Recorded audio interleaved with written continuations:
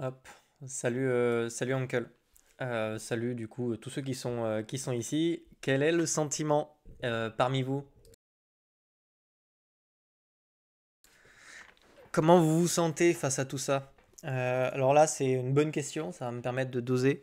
C'est tout. Alors soyez transparent, hein. Vous avez le droit d'avoir des biais, vous avez le droit d'avoir peur, vous avez le droit d'être tranquille. Comportement humain ce qu'il est. Soyez honnête avec vous-même. Donc mettez-le dans les commentaires. J'ai envie de savoir un petit peu ce que vous pensez. Et puis moi, je vous dirai ce que je pense après. On a un petit peu de rouge. Euh, Moi, ça va. Franchement, ça va. J'ai hâte d'être en vacances. Bah, tu es sur le Discord, donc tu vois un petit peu les sessions de trading. On a eu des sessions qui étaient pas simples cette semaine. Beaucoup de volatilité. On n'est plus, on n'est plus habitué à avoir des corrections comme ça. Patient, mais bordel, qu'on explose enfin les 4K. Ça va venir, t'en fais pas. Salut Emidio, on va essayer de faire tout. Bah écoutez, on va essayer de faire tout ça. Je pense que vous avez plein de questions, plein d'interrogations. Donc le but de ce live, ça va être de répondre à tout ça en étant le plus objectif possible. Alors excusez-moi, je règle mon micro, ça va vous faire des petits bruits assez désagréables. Et puis ensuite, on va attaquer. Je ne vois pas. Non, moi non plus. Alors les 4000, ça dépend, Uncle. Je pense que de toute façon, on va en parler tout à l'heure. D'accord, on va en parler d'Ethereum tout à l'heure. Euh, Il y a différentes choses que j'ai en tête que j'aimerais vous partager à ce niveau-là. Je vais essayer de mettre hop, YouTube ici sur mon écran pour que je voyais bien vos commentaires. Parce que, hop, alors attendez une minute, puis après je pense qu'on va pouvoir lancer l'histoire. Là, je vois bien les commentaires, là, c'est parfait. Alors déjà, on va essayer de travailler sur Bitcoin sur des intervalles de temps assez longues. On va faire exactement la même chose sur les indices pour que vous compreniez vraiment ce qui est en train de se passer ici, en tout cas à mon sens. Pour ça, on va devoir aller jeter un petit coup d'œil à un actif que je connais plutôt bien. Alors, on va aller trader. On va aller voir un petit peu ce qui se passe sur le MNQ, parce que c'est ce que je trade le matin. Alors, ce que vous devez savoir, c'est qu'on est clairement ici sur des niveaux de chasse. On voit qu'ici, on est vraiment venu chercher des énormes supports. Alors, ce que vous devez savoir, c'est que quand alors on a un très beau volume acheteur hein, sur les niveaux actuels. On vient qu'ici, enfin sur le 4 heures, donc ça c'est le Nasdaq. Vous allez comprendre le parallèle après avec Bitcoin. C'est que ce que vous devez comprendre, c'est que vous avez des zones intéressantes sur tous les actifs dans lesquelles vous allez trouver des poches de liquidité. Alors ici, on est très proche d'un énorme support. Je m'attendais vraiment, ce matin d'ailleurs, petit coucou à Zether s'il est dans la vidéo, on l'avait tracé hein, cette zone, donc c'était 22 800. Je m'attendais à ce qu'on ait du support sur ces niveaux-là, plusieurs raisons, hein, parce qu'on a énormément d'intérêt en fait sur ces niveaux-là. Quand on vient toucher ces poches de liquidité, vous y trouvez en fait des forces acheteuses. Et ça sur tous les actifs. Sur BTC, on les connaît, sur Ethereum, il faudra qu'on aille jeter un œil, mais sur les gros actifs, on sait que ces niveaux-là vont tenir. Donc quand vous avez une correction généralisée des marchés, en général, sur quasiment tous les actifs, vous venez chercher ces zones d'intérêt qui sont importantes. Ça, c'est vraiment un premier point. Est-ce qu'on peut descendre plus bas? Oui, on peut descendre plus bas. Ici, pour l'instant, on a probablement des swing traders qui ont pris des positions en longue sur ces niveaux-là, donc on a du rebond. Peut-être qu'on va consolider sur ces niveaux-là. Et pour le moment, c'est très clair qu'on a amorcé une période de prise de profit, de correction sur les marchés. Ça ne veut pas dire qu'on rentre en bear market, on se calme tout de suite. On arrête ça, on rentre pas en bear market. C'est absolument pas la grille de lecture que j'ai sous les yeux. C'est pas parce qu'on ne baisse pas les taux d'intérêt, au contraire. Il ne baisse pas les taux d'intérêt parce que le marché américain se porte très bien. 3% de croissance et absolument aucun monde où là on se dit tiens on part en bien. Enfin ça aurait peu de sens. Mais par contre on approche du mois d'août. Il vous a pas échappé que sur les indices on a des performances qui sont tout de même très impressionnantes. Enfin, vraiment, je me souviens avoir acheté là, j'ai pris des profits. Donc c'est logique en fait, à un moment donné, le marché ne fait pas que monter, on a forcément des phases de correction. C'est tout à fait ça, hein. Au contraire, c'est même plutôt bon signe de commencer à corriger au mois d'août. Ça pourrait même se prolonger peut-être un petit peu plus loin, septembre, on pourrait même consolider, hein. On pourrait retracer une partie de ce mouvement-là hein, sans problème, hein. Mais l'idée ici, c'est de vous dire, attention, ça veut pas dire que tous les actifs partent à zéro. D'où l'intérêt d'être bien positionné, d'être sur des actifs qui sont solides. Les retracements, c'est toujours des bonnes options. Donc si toutefois on a la chance de revenir chercher des zones de survente ici, vous savez exactement ce qu'il faut faire sur BitLearn. Alors on en est très loin, hein, mais on a cette zone de prix qui est intéressante. Et puis si toutefois on a vraiment l'honneur d'y revenir, je pense que ces deux zones de prix sont à mon sens hein, sur le Nasdaq, hein, des zones de prix hyper intéressantes, ce sera autour des 20 000 points, voilà, si vous voulez mon avis. Voilà, après on avisera en fonction de... Donc vous comprenez qu'ici on est venu chercher une première zone d'intérêt qui était un énorme support qu'on avait travaillé durant de longues journées. On va passer sur BTC, on va essayer de voir un petit peu ce qui se passe. Alors pareil, hein, sur BTC, vous avez différents niveaux d'intérêt. On ne sait pas si on va tous venir les chercher, parce que si on commence à vraiment casser le support qui est là, et si on continue notre correction sur les actifs type Tradi, Nasdaq, S&P et tout, on viendra chercher des zones un petit peu plus profondes sur BTC. Ça, on ne le sait pas encore. Ça va dépendre de ce qui va se passer dans les prochaines journées. Ça dépend aussi des news qu'on peut avoir. J'ai vu que Trump avait relancé les tarifs, par exemple, sur différents pays asiatiques, simplement pour contourner ce que fait la Chine. Alors, c'est pour vous expliquer pourquoi ça joue aussi à la macroéconomie, etc. C'est que la Chine passe par le Vietnam notamment, elle passe par le Cambodge, elle passe par tout plein de pays comme ça, pour faire transiter sa marchandise et échapper aux taxes. Donc Trump taxe ces pays-là autour de 20% pour essayer de contraindre la Chine à ne pas tricher sur les tarifs. Voilà. C'est pour ça qu'il a ciblé ces pays-là. C'est pas parce qu'il n'aime pas les Chinois ou quoi, les Vietnamiens, c'est juste qu'en fait, la Chine passe par ces pays-là. Et donc ça contribue aussi un petit peu au climat, je dirais, un peu tendu. Mais globalement, on n'a pas de baisse des taux. Parce que l'économie est forte, donc dites-vous ici que c'est probablement juste une prise de profit et on vient chercher un nouveau bottom un petit peu plus élevé que les précédents pour essayer d'amorcer comme ça une dynamique haussière. Ce que vous devez absolument surveiller, et ça je vous le rabattrai autant de fois qu'il le faut, jour et nuit, vous connaissez maintenant la théorie de Do, vous l'avez apprise pour certains sur BitLearn. Je le répète, je l'ai redit sur la vidéo d'aujourd'hui, je le redis encore aujourd'hui.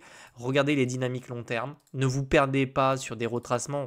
Vous avez vu la taille de la bougie là? Si vous vous affolez pour ça, vous êtes vraiment pas, comment dire, au bout de vos surprises. On va avoir des retracements qui peuvent être beaucoup plus puissants que ça. Mais ici, ce qu'il faut vraiment comprendre, c'est que sur du weekly, donc des intervalles de temps assez longs, oui, on diverge vraiment, hein. On va pas se mentir, c'est pas très très chouette de voir une triple divergence comme ça. Ça veut pas dire qu'on est sur un top de sommet, ça peut, hein, mais pour l'instant, c'est absolument pas ce qu'on a. Ça, on le verra plus tard si on arrive à retourner cette dynamique. Et comment on va pouvoir observer ça dans les prochains mois? Eh bien, il va falloir vraiment surveiller ce repli ici. Si ce repli est un petit peu plus profond et qu'on revient vraiment chercher le sommet ici, qu'on vient chercher les liquidités par exemple là-bas-dessous, alors ça ne se fera pas en une fois, mais si on revient chercher ces niveaux-là, je trouve qu'on commence à observer des patterns qui ne sont pas très jolis visuellement. C'est-à-dire qu'il y aura probablement alors, on spécule absolument, on fera probablement absolument pas ça, hein, mais je suis en train de vous expliquer, voilà moi ma grille de lecture. Voilà, comment je vais sortir mes positions si je vois que ça sent la merde. Ben, ça va être typiquement ce type de structure. On revient chercher la résistance. Il y a de grandes chances qu'on ait une dernière prise de profit qui se fait au niveau du sommet pour venir liquider tous les mecs là-haut. Et là, moi, j'aurais de grandes probabilités d'essayer de ressortir encore des profits parce que très souvent, quand on vient faire ça, qu'on a vraiment du mal à venir chercher un sommet, bah c'est là derrière qu'on a vraiment le top ultime. En tout cas, c'est d'un point de vue de chartiste, c'est exactement ce type de structure que je vais vraiment observer. Vous voyez que si on repasse dessous, c'était jamais arrivé. Ici, la résistance, on n'est pas venu chercher les précédentes façons, c'était un support. Là, pareil, on n'est pas revenu se poser sur la résistance. Là, on est venu se poser à peine dessus. Vous voyez, sur la mèche, quoi, si je déplace un petit peu ça, mais on ne l'a pas enfoncé. Donc, si on vient ici, qu'on a du mal vraiment à venir chercher un nouveau sommet et qu'on retourne dessous, soit on est dans une structure d'accumulation long terme avec des patterns en forme de drapeau et tout, et on va trop se faire chier la mort, soit on est dans un retournement de tendance et on pourrait revenir chercher un petit peu plus bas. Okay. Donc c'est vraiment ça qu'il faut surveiller sur les grandes UT. Tant que j'ai pas ça, je peux pas vous dire bear market, vendez tout, etc. Je vous dis, soyez juste prudents. Voilà, c'est ça qu'il faut observer. Maintenant, on va descendre en 4 heures et ça va intéresser peut-être, ça va intéresser toutes les personnes qui sont plutôt du style à regarder les intervalles court terme. Donc ça, ce qui va nous intéresser, c'est de se situer. Donc en analyse technique, on regarde un petit peu la structure, on essaie de comprendre ce qui se passe ici. Je vais poser toutes vos questions. Allez-y, vous pouvez. C'est fait pour ça le live. Hein. Donc vous pouvez balancer toutes vos questions. Et si j'ai la réponse, j'essaierai d'y répondre. Donc ici, on va regarder un petit peu ce qui se passe sur Bitcoin. Donc on vient tracer tous nos supports. Enfin les supports qui me semblent intéressants. Donc ça, au passage, je vous l'ai montré ce matin dans la vidéo YouTube. On va le retravailler parce qu'on a eu, justement, cette nuit, on a eu la correction, la sainte correction, celle qu'on attendait un petit peu. Donc, dans un range comme ça, sachez qu'on accumule très souvent, en fait, des liquidités de part et d'autre. Donc là, typiquement, on en avait. Donc on voit qu'en fait, on est venu les chercher sur ces niveaux-là. Donc là, on n'est jamais revenu chercher ces niveaux-là. On voit qu'on a une résistance ici, une résistance ici. Donc on n'est pas encore venu les chercher non plus. Donc on sait qu'on a des liquidités ici.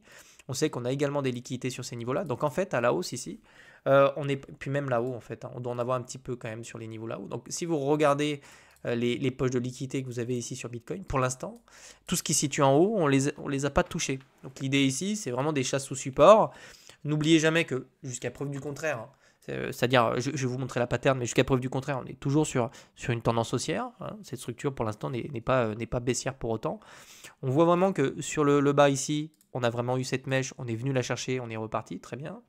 Je vais vous mettre ça en vert pour que vous puissiez faire la différence entre les longues et les shorts. Ensuite, on est revenu chercher, hop, cette zone de prix ici. Donc là, on est vraiment venu sortir les mecs qui étaient rentrés en longue.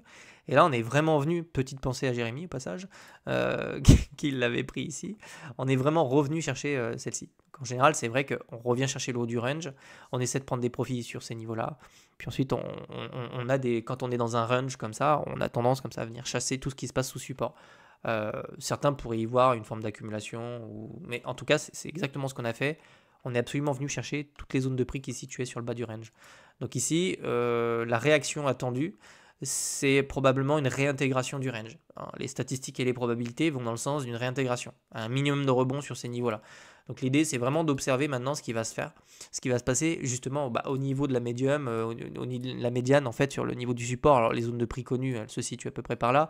Si on a un rebond, ce qu'on ne veut absolument pas voir, c'est vraiment être rejeté, vous voyez, sur le milieu du range ou le bas du range. Hop, alors attendez, c'est absolument immonde. Le but, c'est d'absolument pas voir ce type de structure. Parce que si on a ça, ça veut vraiment dire qu'on a une résolution de la cassure du range par le bas. Et dans ces cas-là, on risque d'aller chercher des poches de liquidité qui se situent nettement plus bas. Donc ça, je m'attends à un rebond sur ces niveaux-là, pour être tout à fait transparent avec vous. Parce que c'est typiquement ce qu'on fait sur ce type de structure. Maintenant, je ne connais pas la force vendeuse sur ces niveaux-là. Je ne sais pas vraiment ce qui va se passer sur les indices. Donc on reste vigilant. Si on revient chercher cette zone de prix et qu'on y trouve des vendeurs, il y a de grandes chances qu'ensuite, les zones de prix se situent. Alors attendez, je vais virer ça. Il y a de grandes chances que les zones de prix se situent plus bas, c'est-à-dire sous le support qui est ici, autour des 107 000. Donc vous me trouverez probablement acheteur sur ces niveaux-là. Je serais quand même très surpris qu'on ne revienne pas chercher ces niveaux de prix tout de suite, mais c'est quelque chose qu'on peut revenir chercher beaucoup plus bas. Alors que le prochain support, il n'y a rien là. Hein. Si vraiment on casse ces niveaux de prix, qu'on réintègre et qu'on se fait repousser, pour moi, on reviendra chercher la zone de prix qui est ici parce que je sais qu'on y trouvera des acheteurs. On peut voir ça tout de suite d'ailleurs. Sur les poches de liquidité, je vais essayer de me mettre en 3 mois. Mais vous comprenez que sur le long terme, pour l'instant, je ne suis pas baissier ou quoi que ce soit. Je vous dis simplement, voilà, ici, il y a de grandes chances qu'on ait un rebond parce qu'on est en train de taper dans des poches de liquidité. On sait qu'on a des niveaux d'intérêt qui sont importants aussi au-dessus des 120 000. Le jeu des prochaines heures et des prochaines semaines va se situer à l'intérieur. Mais le scénario baissier de la cassure du range par le bas, parce qu'on doit l'évoquer, c'est celui-là. C'est une structure en forme de M au niveau du support avec des vendeurs qui vont se montrer. Donc ici, de toute façon, on aura probablement un rebond sur ces niveaux-là. Ici, vous voyez qu'on a quand même pas mal d'intérêt autour des 107 000 $. Je ne sais pas si on va y aller. Ça va dépendre de ce qui va se passer dans ce range-là. En tout cas, on a énormément d'intérêt au-dessus des 120 000. Probablement une zone de prix probablement une zone qui va tirer le prix aussi également. Donc vraiment, la tendance ici sur le long terme, elle est toujours plutôt jolie. On a vraiment des chasses sous support. C'est plutôt bull. Ce qu'on peut espérer, c'est vraiment normalement, techniquement, c'est vraiment un retour pour venir ensuite chasser le haut du range. Donc vous connaissez les deux scénarios. Oui, il y a un rebond très clair sur les intervalles de temps plutôt courtes. Je ne connais pas la direction. Je ne sais pas si on va se faire repousser au niveau de la médiane du cours ou si on va revenir chercher les poches de liquidité. Voilà, ça c'est à observer pour essayer de comprendre ce qui va se passer dans les prochaines heures, prochains jours. Regardez bien qu'on est dans des zones de survente. Donc en général, quand on commence à traîner dans des zones de survente, c'est assez sympa qu'on revienne en général chercher le haut du RSI. Est-ce qu'on peut passer peut-être dans des intervalles de temps plutôt courts? Alors ça va vous intéresser également. Petit tips pour ceux qui tradent ce type de setup. Remarquez bien que quand on revient chercher ces poches de liquidité, alors je vais vous les tracer avec un petit cercle, comme ça vous permet vraiment de comprendre où elles se situent. Donc là, on en a une, je vais dupliquer ça, je vais la mettre ici, je vais mettre le troisième ici. Remarquez que très souvent, on revient chercher le bas du RSI sur ces zones de prix en fait. Donc vous voyez là, on vient chercher la poche de liquidité, vous avez ici une zone de survente. Là, on fait exactement la même chose, on revient chercher une zone de survente sur le RSI. Là, ici, on revient chercher une zone de survente sur le RSI. Donc, très souvent, ça s'accompagne de ce type de structure avec une petite divergence. Très souvent, on a une petite divergence haussière. Là, par exemple, on l'avait là. Vous voyez, plus on commence à reprendre un petit peu du momentum sur ces niveaux-là. Là, on a vraiment le cours qui fait un plus bas, le RSI qui fait un plus haut. Donc, on peut y trouver, là, c'est une convergence en passage. Donc, on trouve très souvent des points bas de range avec des RSI en survente et des zones de prix qui se situent dans les liquidités. Donc, les liquidités, c'est vraiment celles que je vous ai tracées. On les voyait là et de nouveau ici. Donc, je pense que sur des intervalles de temps plutôt courts, vous avez compris, un rebond sur du court terme et ensuite on avise en fait sur le niveau du run. Je trouve personnellement qu'on commence à observer une diminution des inflows sur BTC. Posez toutes vos questions, on y répond juste après, hein. Une diminution des inflows sur BTC, on voit vraiment 200 millions, 130, 157, 80, 47, on commence à avoir des outflows ici. Donc on peut avoir le sentiment aussi qu'ils se retournent autour des zones de prix actuelles, surtout si on commence à enfoncer sur les indices. C'est pareil, je crois, sur Ether. Je suis peut-être pas allé voir. On va aller regarder un petit peu ça. C'est pareil sur Ethereum. Là, vraiment, on commence à avoir une petite baisse. 5 millions, 17 millions. Donc, sur les niveaux actuels et au mois d'août, c'est pas étonnant de commencer à voir les marchés soit consolidés, soit corrigés. Et éventuellement d'avoir un petit peu moins d'inflow. C'est absolument pas surprenant. Mois d'août, techniquement, c'est absolument pas une. C'est absolument pas. En général, c'est plutôt un mois plutôt calme, hein. Donc, qu'on tempère jusqu'à septembre-octobre, me semble être une bonne option. Sur le Nasdaq, ça peut être un pullback, exactement. Ça peut être un pullback sur l'ancien top, exactement. D'ailleurs, ce serait intéressant d'aller voir ça, mais tac, on va aller voir ça, mais oui. Enfin, après, faudrait regarder le S&P, mais oui, je suis d'accord avec toi. Excellent. D'ailleurs, on peut essayer de voir en daily. Donc, on a notre moyenne mobile qui passe ici, on en a une deuxième ici. Donc, oui, on a probablement deux zones de prix importantes. On pourrait se dire que cette zone de prix, elle peut vraiment servir. Et puis, effectivement, si on enfonce le sommet, bah, vous avez ces niveaux-là sur le Nasdaq et ces niveaux-là qui sont extrêmement intéressants pour se positionner. N'oubliez jamais que la moyenne mobile 200 sur le Nasdaq, c'est historiquement des zones de prix premium si vous voulez vous exposer sur ce type de... Alors, c'est pas bien compliqué, hein. Si vous voulez acheter ce type d'actif, ça peut être très long, mais vous mettez une petite moyenne mobile 200, vous passez en daily, vous regardez un petit peu ce qui se passe. Et en général, quand on revient chercher le bas du RSI, c'est toujours pareil, hein, le bas du RSI, et qu'on s'approche de la moyenne mobile 200, vous avez toujours des points d'entrée qui sont quand même très intéressants. Donc, ouais. Probable qu'on ait au moins un support sur cette zone de prix, ouais, c'est bien vu. Pourquoi tu parles de range plutôt que de bull flag sur le Haskell? C'est parce que c'est typiquement ce que je vois en fait, hein. Hop. Tu pourrais y voir, fais voir, on va aller voir un petit peu ce qui se passe. Tu pourrais également y voir peut-être un bull flag, oui, tu peux aussi également y voir. On fait exactement ce type de structure. On vient vraiment chercher les bas comme ça. Donc tu peux partir du principe que ça peut être un bull flag. Bien vu. Il n'y a pas de problème pour ça. Donc hop, tu peux mettre ça comme ça. C'est pas déconnant. Bien vu. Qui a dit ça? J-Bax, ouais, tu peux. Les deux, en fait, si tu veux, c'est une question de point de vue, hein. Tu peux te servir du run, tu peux également te servir du bull flag. Les deux fonctionnent. De toute façon, les deux sont des structures de continuation haussière dans des tendances haussières.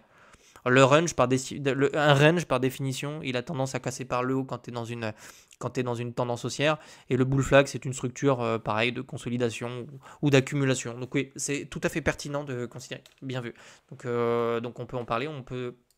Sur ce bull flag, effectivement, on peut déjà se dire que la trend du haut peut être une résistance à casser. Donc si vous commencez à observer ce type de structure, hop, un petit W comme ça, on revient chercher le haut, ça peut être une structure de continuation haussière. Bien vu. Je réponds au reste des questions. Il faut tracer un canal baissier en reliant le point bas. Tracer un canal là où tu fais tes ronds verts. Alors, est-ce que vous avez des questions? Est-ce que vous voulez qu'on regarde un autre actif ou qu'on fasse autre chose? Comprenez ici qu'on est à l'approche du mois de... Excusez-moi, j'ai un chat dans la gorge. Est-ce que vous voulez qu'on aborde autre chose? N'hésitez pas à poser vos questions. Je sais pas, peut-être des altcoins, peut-être le Total 3, ça peut être intéressant. Au moins, ça répond un petit peu à tout le monde. On va essayer de passer en daily ici, on va essayer d'observer un petit peu ce qui se passe. Alors, c'est intéressant ça. Alors, on va enlever les moyennes mobiles. On va essayer de faire un petit peu d'analyse structurelle pour essayer de comprendre ce qui se passe ici. D'après vous, est-ce que c'est baissier ou est-ce que c'est haussier ce type de structure? On va reprendre un petit peu le topo ici. Bon, on avait clairement cette trend baissière. On est venu passer de l'autre côté. Donc là, c'est le Total 3 pour ceux qui ne comprennent pas ce que c'est. C'est simplement la capitalisation totale des altcoins. Donc ça nous donne des bonnes informations sur les dynamiques en cours. Excusez-moi, sur les dynamiques en cours sur les altcoins. Donc ici, très clairement, on n'est absolument plus dans une tendance qui est baissière, hein. Ça paraît logique. On va essayer de dézoomer ça. On est venu vraiment se poser ici. Donc très souvent, les anciens tops peuvent servir de support. On le voit ici. Théorie de dos nous montre ici qu'on est clairement sur une dynamique haussière. Donc on vient faire un creux, une résistance plus haute, un creux plus bas que un creux plus haut que le précédent, un top plus haut que le précédent. Donc ici la dynamique est toujours haussière. Donc l'idée c'est toujours de venir éventuellement se poser sur l'ancienne résistance pour essayer d'y trouver un support en vue d'aller chercher une dynamique plus haute. Pour l'instant, c'est exactement la même chose. C'est pas parce qu'on a un petit M-top ici. Il y en a beaucoup qui parlent de structures. Regardez les structures long terme. Pour l'instant, si on se met en ligne, on a vraiment quelque chose d'haussier sur le Total 3. Donc jusqu'à preuve du contraire, là pareil, je ne peux pas être baissier ou quoi que ce soit, même si on a ce type de structure. Pour l'instant, tant qu'on maintient les niveaux qui sont là, C'est-à-dire tant qu'on vient tant qu'on vient maintenir un niveau plus haut que le précédent, cette dynamique sur le total 3 est toujours bonne. On est venu chercher de l'excès. Alors, on est venu chercher de l'excès, mais seulement sur certaines cryptos. Je crois qu'on est venu chercher de l'excès sur XRP, Ethereum, enfin, il y a 2-3 tokens comme ça. Je crois pas que tous les tokens ont performé. Donc, il faut savoir que cette capitalisation-là, cet indice-là regroupe quand même les gros actifs qui ont performé sur les dernières semaines. Les objectifs sont toujours les mêmes, hein, c'est-à-dire venir s'affranchir du sommet qui se situe là, donc sur le total 3, en vue d'aller chercher un nouveau sommet. Ça pourrait vraiment se faire peut-être en fin d'année ou octobre, novembre, parce qu'ils sont. En général, c'est des mois plutôt haussiers. Sur ETH, ouais, effectivement, ça peut être une zone Fibo. Vous voulez qu'on regarde un petit peu ce qui se passe sur Ether? On peut aller voir ça. Hop, donc là, je vais virer tout ça. Donc Ether, c'est exactement la même chose, hein. On commence un petit peu à tirer sur la corde sur ces niveaux-là. Alors, on a des petites divergences qui sont baissières sur le daily, on le voit ici, on commence à creuser un petit peu. Donc vous voyez, on vient vraiment chercher comme ça ce double sommet. Ici, on vient chercher une zone excessivement élevée sur le RSI, on commence à diverger, donc on a probablement ici peut-être des petites prises de profit, des prises de liquidité. Donc maintenant, ce qui va être intéressant sur Ethereum, alors commencez pas à envisager le pire, hein. On a quand même, rappelez-vous qu'on a quand même eu sur les niveaux actuels, donc c'est-à-dire le support qui se situe là et les niveaux à peu près qui se situent sur les 3000, on a eu, je crois, 5-6 milliards qui sont rentrés d'inflows sur Ether. Et jusqu'à preuve du contraire, ces achats, ces inflows ne sont pas sortis du marché, hein. Donc ici, on est sur une correction classique. On n'était plus vraiment habitué à la consolidation ou à la correction sur Ethereum. Donc ne prenez pas peur, hein, sur ce type de structure. Maintenant, on va probablement aller chercher le bas d'un range en vue d'aller consolider. Donc soit on vient chercher une structure ascendante avec un creux plus bas, donc peut-être sur le niveau du bas de la structure en vue d'aller chercher un nouveau sommet, soit on peut se situer dans, ça c'est probable, dans une espèce de range comme ça qui pourrait durer un petit peu, peut-être, je sais pas, un mois et demi, dans lequel on va essayer de consolider une pattern comme on l'avait fait en fait sur ces niveaux-là. Rappelez-vous, on a fait un petit peu la même chose, on était venu chercher comme ça sur une petite extension à un certain niveau, on avait évolué entre deux bornes, c'est absolument pas exclu. Donc ça va être très intéressant pour la suite, parce que si on a un Ether dans les prochaines semaines qui consolide en fait entre ces deux bornes, donc la borne basse qu'on ne connaît pas encore, mais il y a de grandes chances que ce soit d'un point de vue structurel en général, ça a de grandes chances de revenir chercher la mèche qui est ici, hein, pour aller dessiner quelque chose à l'intérieur de ces deux droites. Ça sera intéressant d'aller voir si on a, tout comme ici, si on a un RSI qui doucement vient chercher des zones de survente, alors même qu'en fait on arrive encore à tenir le bas du range. Ça, c'est vraiment ce que je vais observer, parce que si on voit ça en fait dans les prochaines semaines, peut-être courant août ou même début septembre, c'est extrêmement haussier pour Ethereum et pour une poursuite. Et donc à ce moment-là, je pourrais vous dire que je suis plutôt optimiste, et je le suis toujours, hein, sur Ethereum. Pour le coup, je suis toujours très, très optimiste sur Ethereum. Donc ici, on ne connaît pas encore le type de structure qu'on va avoir. Vu la gueule du RSI, possible qu'on se calme un petit peu. Toujours pareil, hein, toujours en tête le mois d'août qui pourrait être un mois de consolidation, et venir peut-être dessiner quelque chose au sein de ces deux bornes. Donc ça va être extrêmement intéressant d'aller observer ça dans les prochains jours, prochaines semaines. Mais en tout cas, il n'y a pas forcément de panique à avoir. Je suis très étonné, on n'est toujours pas venu chercher les 4000 $. C'est toujours un objectif. Je sais qu'il y a énormément, je ne sais pas si ça se compte en centaines de millions, mais il y a des intérêts qui sont tellement énormes au-dessus que pour le moment, si vous voulez, je suis plutôt tranquille. Non seulement je suis tranquille parce qu'ici, je sais qu'on a eu des milliards qui sont rentrés, qu'on a probablement une zone importante dans laquelle on a eu beaucoup d'inflows. Et en plus de ça, on n'est même pas venu chercher les zones d'intérêt qui se situent au-dessus de ces niveaux-là. Donc je vous dirais que pour le moment, l'heure est plutôt à la consolidation. On a quand même eu un run qui est extrêmement intéressant ici, hein. Peut-être même la continuation de ce mouvement-là. Je vais essayer de voir si c'est pertinent de la tracer comme ça. Mais on est même venu chercher un petit peu plus haut. Donc on a vraiment eu une continuation où c'est normal en fait de retrouver un petit peu de vendeurs, ou même de trouver une zone dans laquelle on peut consolider un petit peu. C'est logique, hein, surtout après une ascension comme celle-ci. ETH vs BTC, on peut analyser pour voir, ça peut être pertinent. Ouais, on peut aller voir un petit peu, ça peut être intéressant à aller voir. Ça va être très intéressant. Ouais, ok, donc c'est plutôt beau ça aussi, il n'y a pas de problème. Pour l'instant, c'est un petit peu pareil, hein. Sur du daily, je pense qu'il n'y a pas grand-chose à dire, hein. On a quelque chose de plutôt haussier. On est toujours sur une dynamique qui est haussière, hein. On fait des creux et des sommets ascendants ici sur la paire. Alors la paire ETH-BTC, ça vous donne un rapport de force entre la dynamique sur BTC et Ether. Ça veut dire que globalement, depuis le 4 mai, on a un Ether qui est plus performant que BTC, qui offre une rentabilité qui est meilleure que BTC. Donc en daily ici, Il y a absolument rien qui me chagrine. Au contraire, on est sur une belle dynamique. Donc oui, un petit peu comme là, on peut avoir une zone dans laquelle on peut venir consolider un petit peu, etc. Ça, c'est absolument normal. Donc on va vraiment, l'idée, c'est vraiment d'observer ça. Est-ce qu'on va maintenir cette dynamique haussière? Et jusqu'à preuve du contraire, je pense qu'on a de grandes chances de le faire. La chart ici en weekly, elle est vraiment jolie, hein. Il n'y a pas de souci là-dessus. On voit vraiment qu'on a eu un joli bottom sur ces niveaux-là. Beaucoup de momentum. On est vraiment venu chercher une belle impulsion. Ça, c'est tous les infos qui sont rentrés sur Ether, hein. Globalement, vous avez 5 ou 6 milliards qui rentrent. Voilà, ça donne ce genre de structure.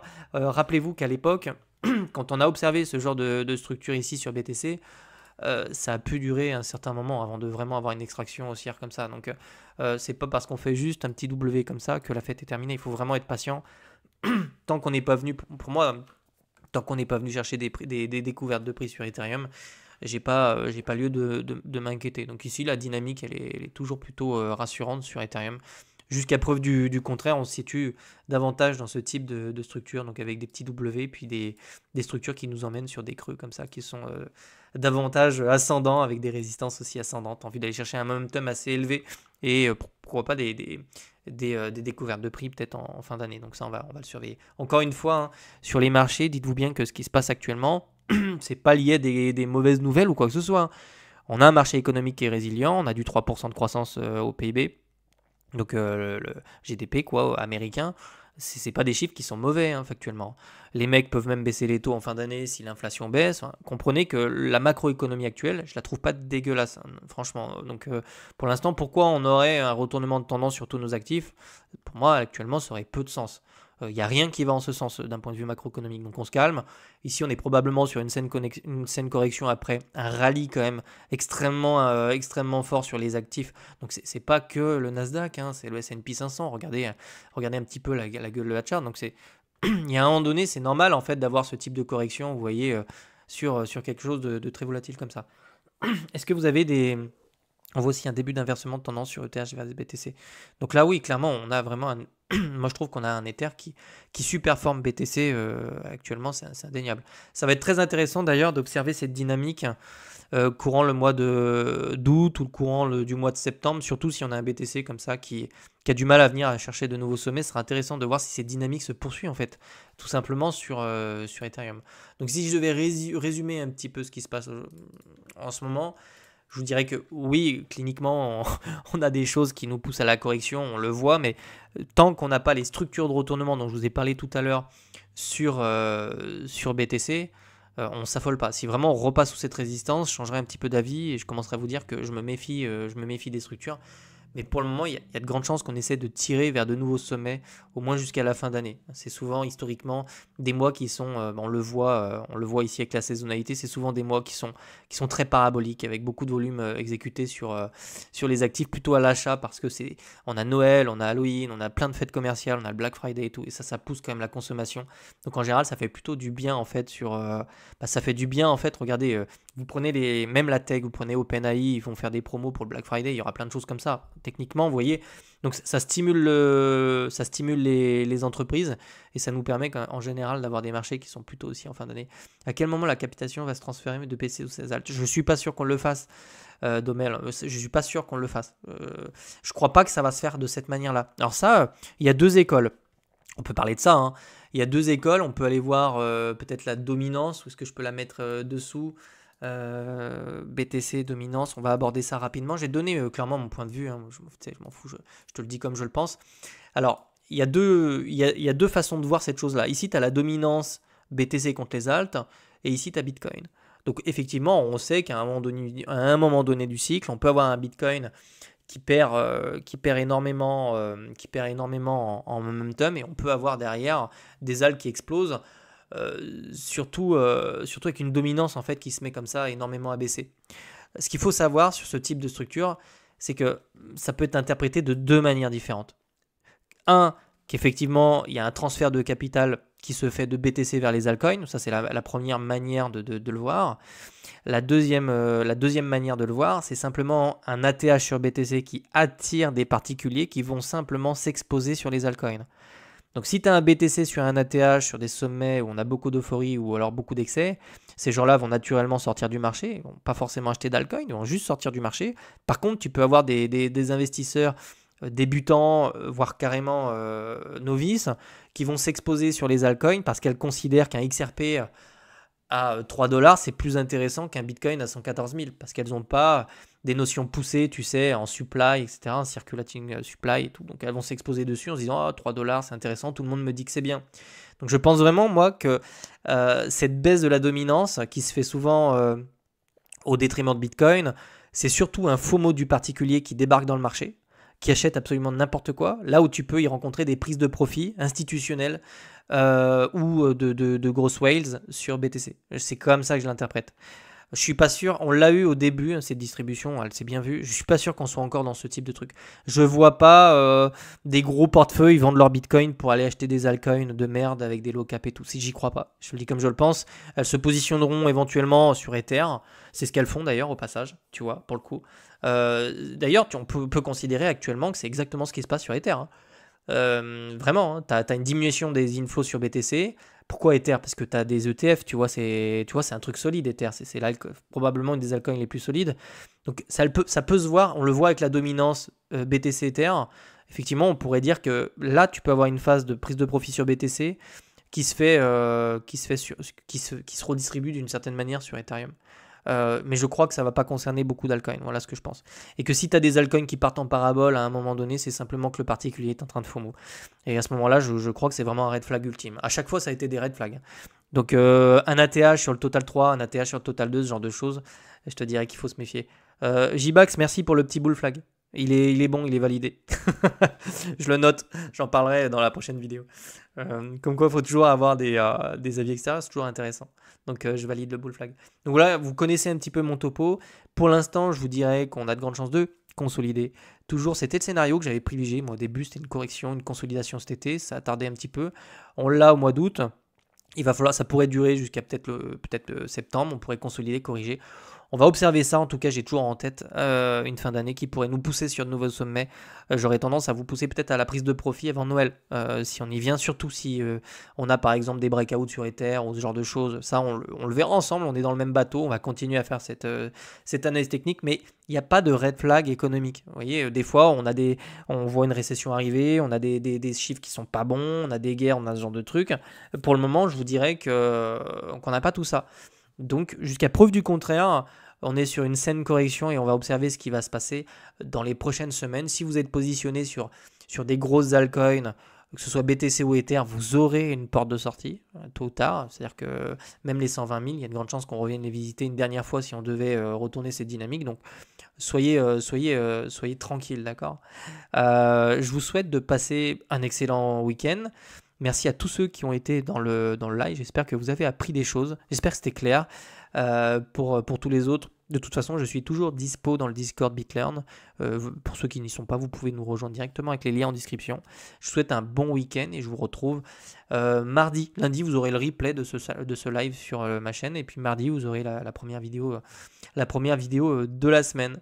Je vous souhaite de passer un bon week-end. Ciao. Salut tout le monde.